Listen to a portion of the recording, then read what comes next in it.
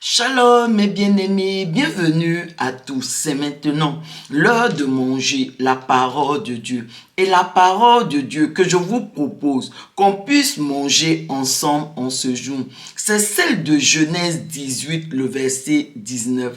Et je l'ai intitulé l'accomplissement des promesses au travers des fils. Lisons maintenant ensemble cette parole de Genèse 18, le verset 19. Nous allons d'abord la lire dans la version Louis II.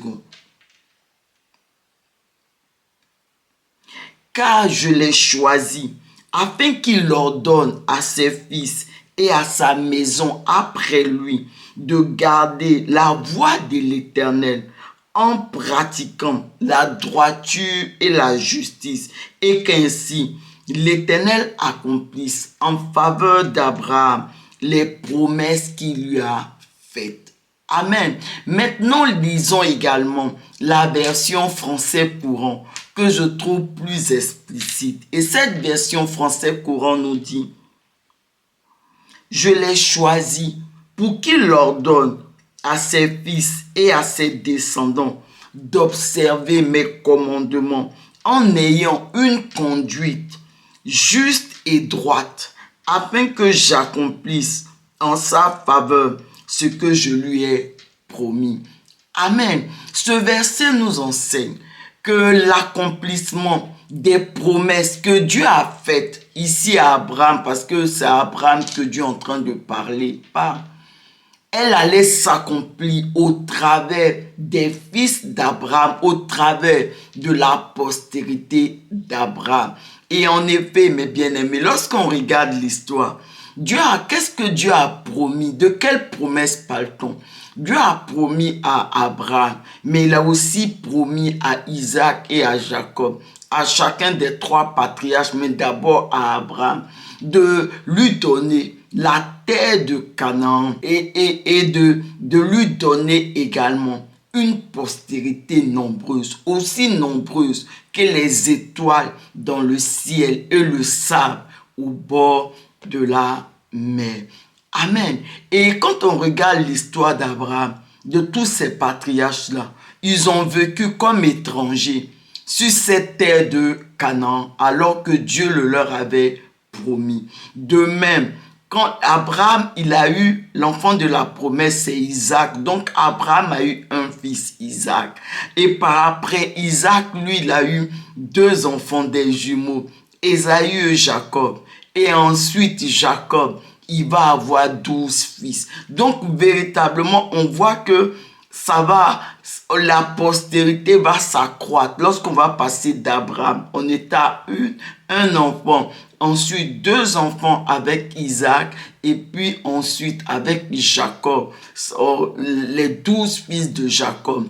Et les 12 fils vont avoir eux aussi à leur tour des enfants, et ils vont former ce qu'on appelait le peuple d'Israël. Amen. Et le peuple d'Israël, il ne va pas cesser de croître. Parce que lorsqu'ils arrivent en Égypte, lorsque Jacob arrive en Égypte avec sa famille, ils étaient environ 70 personnes, 70 personnes de la famille de Jacob. Mais à la sortie de l'Égypte, ils étaient plus nombreux. On avait environ 600 personnes, des hommes âgés de 20 ans et plus, sans compter les femmes et les enfants, pour dire que c'était un peu nombreux. Donc c'est ce peuple-là qui va réellement posséder la terre de Canaan. Mais comme on voit, la postérité d'Abraham, d'Isaac, de Jacob, elle n'a pas cessé de croître.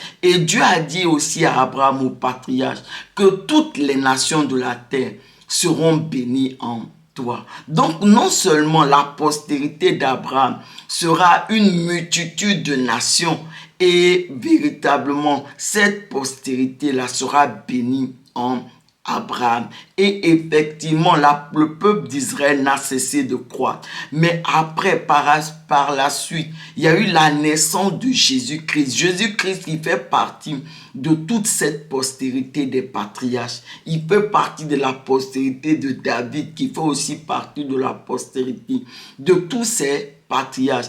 Et avec Jésus,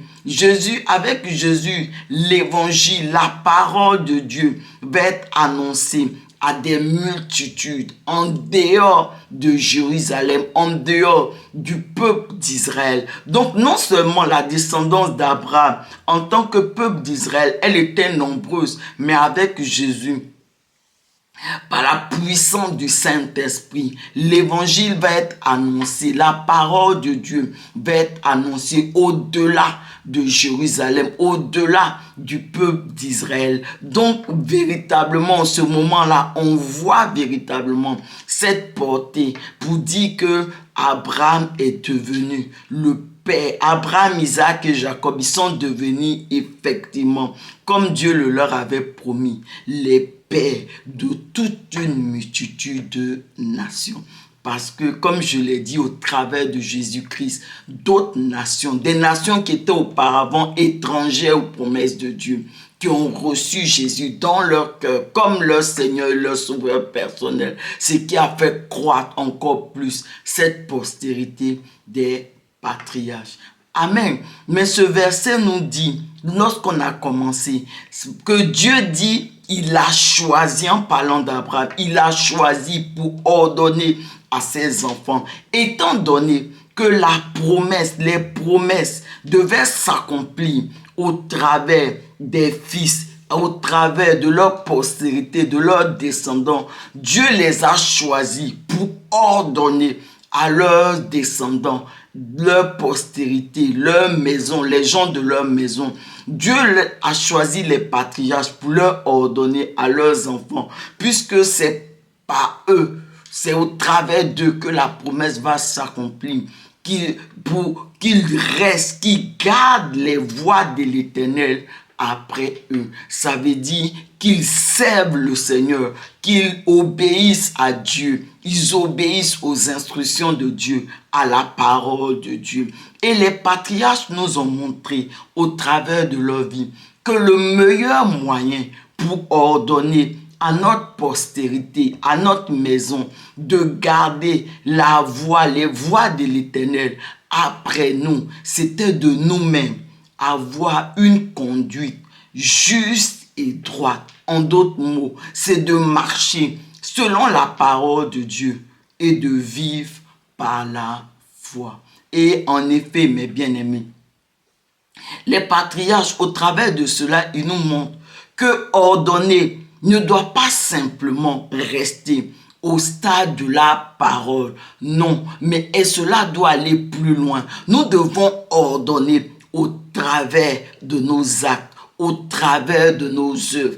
Parce que les œuvres parlent plus fort que les paroles. Et ce que je suis en train de dire, c'est que ce n'est pas ce que nous disons en ordonnant qui est écouté, mais c'est ce que nous faisons en ordonnant qui est écouté. Et en agissant ainsi, les patriarches nous l'ont montré, ils sont arrivés à véritablement conduire leur postérité à Dieu. Parce que pour que le peuple d'Israël soit un peuple qui serve Dieu, c'est parce que justement les pères, en commençant par les patriarches Abraham, Isaac, Jacob, ils se sont appliqués à transmettre la promesse à leur postérité, à leurs fils. Ils ont veillé à ce que leurs enfants, ils ont fait ce que le Seigneur a dit, ils ont ordonné à leur postérité de garder les voies de Dieu après eux. Et ils l'ont ordonné, comme on vient de le voir, au travers eux-mêmes de leur conduite juste et droite selon Dieu, au travers de leur conduite pieuse, parce que les patriarches, ils se sont appliqués toute leur vie à marcher dans la crainte et dans la véritable connaissance du nom du Seigneur. Ils se sont appliqués à véritablement servir Dieu selon la parole, selon ce que Dieu désirait. Et en le faisant ainsi, ils ont également ordonné. En faisant ainsi, c'était aussi une façon pour eux d'ordonner à leur postérité de vraiment garder la voie de l'Éternel après eux. Et c'est ce qui s'est passé parce que leur peuple, leurs descendants ont continué tant bien que mal. Ils sont restés attachés à Dieu. Lorsque Moïse est venu les faire sortir de l'Égypte, la Bible nous montre, parce que Moïse a dit il devait aller à la montagne de Sinaï pour servir Dieu. Ils ne se sont pas opposés. Ils étaient d'accord, ils attendaient cela, puisque leurs parents le leur ont dit et leurs parents les ont enseignés. Leurs parents se sont conduits vraiment de façon droite et juste selon la parole de Dieu. Ils leur ont montré l'exemple. Alors, leur postérité a donc continué à faire cela. Et c'est parce que c'est en agissant ainsi que leur postérité a elle aussi gardé les voies de l'Éternel après eux. De sorte que véritablement, les patriarches, les promesses que Dieu avait faites à tous ces patriarches-là se sont accomplies. Ces patriarches sont devenus, que ce soit Abraham, Isaac, Jacob, ils sont devenus les pères de multitudes de nations. Et la terre de Canaan, la terre où ils ont vécu étrangers, Dieu a donné cela à leurs descendants comme terre. Et donc véritablement Dieu a obéi, Dieu a accompli les promesses qu'il leur avait faites. Amen. Élevons la voix ensemble et prions. Merci Seigneur de ce que tu nous as choisi pour ordonner à notre postérité et à notre maison de garder tes voies. Et alors que nous te prions, au nom puissant de Jésus, tu nous fortifies nous-mêmes à marcher, à avoir une conduite juste et droite selon toi et à marcher selon ta parole, à vivre par la foi, de sorte qu'ainsi, Seigneur, nous puissions conduire nos enfants, notre postérité à toi. Merci Seigneur. Amen.